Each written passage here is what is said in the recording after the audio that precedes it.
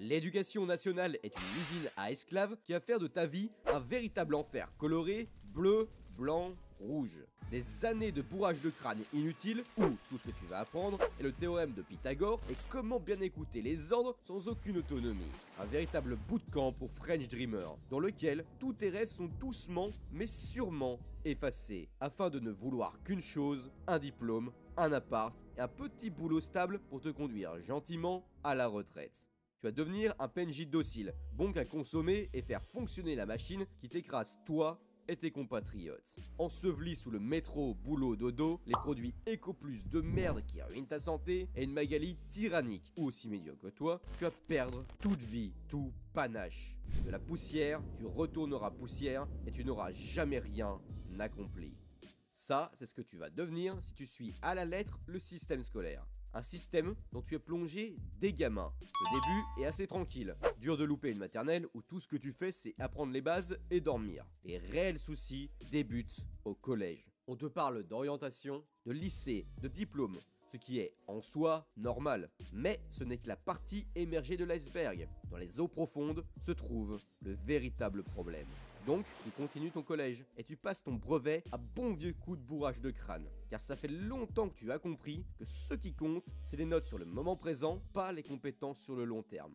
Te voilà enfin au lycée, là où tu passes le bac et décides du futur de l'entièreté de ta putain d'existence. Or que ta priorité principale est de binge-watch la totalité du catalogue Netflix, devenir le prochain Zayu ou Zen, te bourrer la gueule et te trouver ta JF à grosse cuisse pour taper ta meilleure sieste dessus. Comment te dire que c'est pas le meilleur moment pour décider de choses aussi importantes? Alors tu réfléchis, tu hésites, et faute d'expérience et de maturité, tu choisis la route par défaut. Choper un diplôme, un travail random qui paye un minimum bien et qui reste assez stable pour ne pas finir à la rue du jour au lendemain. Tu te laisses entraîner parce que l'on t'a appris tout au long de ton parcours scolaire. Tu écoutes les ordres, tu perds en autonomie de jour en jour et le diplôme est la seule vision d'un futur pour toi. Alors, une fois de plus, tu te bourres le crâne, tu chopes ton bac et c'est parti pour recommencer le cycle jusqu'à ce que tu rentres dans un cycle encore plus grand, le monde du travail et le French Dream qui l'accompagne. Je vois. Bon, on fait passer qui à la guillotine? Calme-toi Robespierre, il faut l'aiguiser, faut que ça coupe. J'appelle le premier condamné, les boomers. Bon, je ne vais pas m'étendre longtemps sur leurs crimes, car j'ai fait une super vidéo que tu dois absolument regarder, qui explique pourquoi ce sont des vampires. Mais pour la faire courte, c'est en partie à cause de eux et leurs idéaux que la France va mal. Forcément, ça touche aussi l'éducation, le nivellement par le bas, le nihilisme, la destruction des valeurs, etc. Bref, comme je l'ai dit, on va faire vite. Second sur la liste, le French Dream. Ah, cette façon de penser bien française. Une fois de plus, je vais faire vite car tout le monde a déjà vu ma vidéo sur le sujet. Sauf toi, alors va la voir de suite. Basiquement, le French Dream, c'est la mort des rêves. Le métro, boulot, dodo ultime. Tu troques tes rêves, ta grandeur de vivre contre une sécurité médiocre. Tout ça pour atteindre la retraite où tu ne feras rien d'autre que de croupir devant la télé. Le troisième, c'est les entreprises, qui recrutent au diplôme au desservice des compétences, qui donnent plus de poids à un morceau de papier que tu as obtenu en te bourrant le crâne plutôt que des preuves tangibles de motivation et de capacité. C'est les entreprises. Si tu veux un boulot, il te faut un diplôme. Après, je comprends les DRH. C'est plus simple et plus sûr de recruter par rapport à un tampon de qualité plutôt qu'au dire d'un mec que tu viens à peine de rencontrer. Mais vu la qualité en chute libre des diplômes, le choix devrait être plus nuancé que ça. C'était une bonne journée. Allez, temps de me reposer avec mes potes.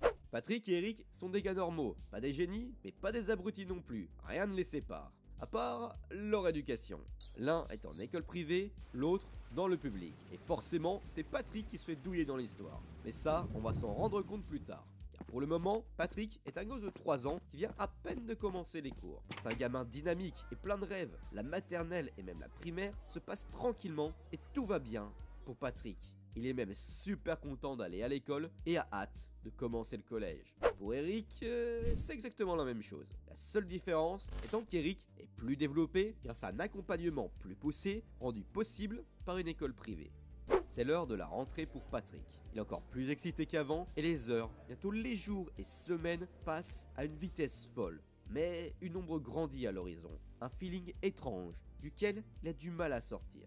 Depuis qu'il a fait sa rentrée, il est de moins en moins autonome dans son travail. Rares sont devenus les moments où il apprenait seul, de son côté. On lui parle de brevets, de bac, d'orientation, de boulot stable et de retraite. Mais bon, il se dit que c'est le début, c'est normal que ce soit difficile. Tout va finir par se calmer. Pour Eric, tout va bien. Il n'est absolument pas déçu de ce début de collège. On lui parle vite fait de diplôme et de carrière, mais rien de pressant. Pour le moment, l'important, c'est de s'épanouir. Et bordel qu'Eric s'épanouit. Flash forward quelques années, il a réussi à obtenir son bac avec brio. Surtout, c'est pas un diplôme inutile. Il a les compétences reliées à ce dernier. On lui a appris à apprendre. Il ne fut jamais victime du bourrage de crâne. Ses rêves n'en sont que décuplés et il n'a hâte que d'une chose, apprendre. La dernière sonnerie du lycée résonne et Patrick est lessivé. Ça fait bien longtemps qu'il a perdu l'excitation pour les cours. Le bourrage de crâne a eu raison de son amour pour l'apprentissage. Il ne vivait que pour les notes et a oublié quasiment tout ce qu'il avait appris. Des années où on lui dit d'avoir son bac ou de continuer après afin d'avoir un boulot pour cotiser pour sa retraite. Des années, plus d'une décennie passée avec la disquette du French Dream qui tourne en boucle dans sa tête. Le gamin plein de rêves et de vie est loin derrière.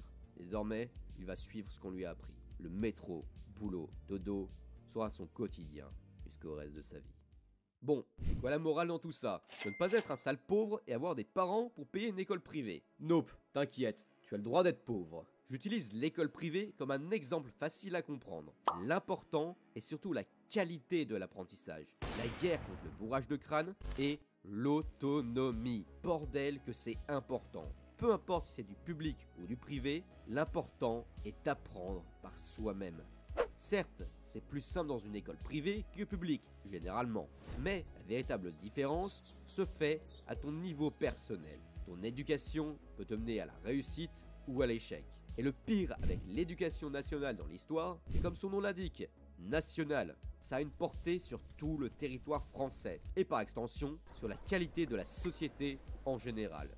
Et oui, quand l'éducation flanche, c'est tout le pays qui est dans la merde. Former une armée d'esclaves est bien pour le gouvernement, c'est sûr. Mais pour le bonheur, le bien-être de la population, qui est genre le but d'une société, c'est absolument désastreux. Génération par génération, le pays va sombrer par pure idiotie. Les écarts vont se creuser de plus en plus et les tensions, le ras-le-bol général va exploser et là, on va arriver sur des temps difficiles. Mais le pire sera qu'il ne se passe rien. Que ce ras-le-bol par rapport à notre éducation n'arrive jamais. Une mort lente et médiocre du génie français. Alors, que faut-il faire contre ce fléau? T'abonner, liker et commenter ton avis sur la situation, bien évidemment. Ou encore, ouvre un bouquin, mange des pages et aspire l'encre. Retiens un maximum de connaissances par toi-même. Et fais en sorte d'être le plus possible maître de ton éducation. Car forcément, trouver une bonne école privée plus avoir la thune pour se la payer n'est pas à la portée de 90% d'entre nous. Toutes les connaissances, les réflexions et expériences que j'ai acquis, c'est en majorité à moi-même que je les dois. À coup d'essais, d'échecs, de remise en question et de recherche. C'est comme ça que j'ai pu me développer. Pourtant, je partais mal. Je suis d'une famille qui est 100% pour le French Dream. Cette idée était tellement gravée en moi que je pensais déjà à comment gérer ma retraite à mes 13-14 ans. Le premier déclic dans mon évolution fut la semaine de 4 heures de Tim Ferriss. Honnêtement, c'est pas le livre qui te donne les meilleurs conseils ou les plus applicables, mais c'est un livre bien plus important que ça. Ce livre est un rêve. Je le conseille à tous ceux qui veulent s'échapper du French Dream. Et une fois de plus, c'est pas un plan 100% dingue pour changer de vie, mais une porte d'entrée à une existence bien loin du métro boulot dodo. Et secondement, laisse-moi t'offrir quelque chose que je n'avais pas eu au début de mon aventure. Une commu solide, privée et sans troll pour t'aider au quotidien. Conseils, motivation et bienveillance sont ton rendez-vous sur le serveur Discord privé du Panthéon. Le lien est dans la description.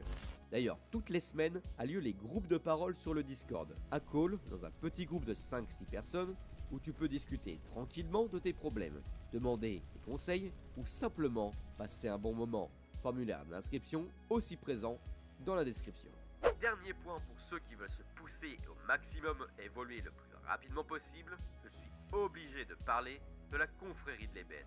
des guides sur plein de sujets différents, dont un entièrement gratuit dans la description, des séances de coaching personnalisées où on identifiera tes réels problèmes, même ceux dont tu ne t'es pas rendu compte. Promis, c'est la dernière fois que je le dis, le lien est dans la description.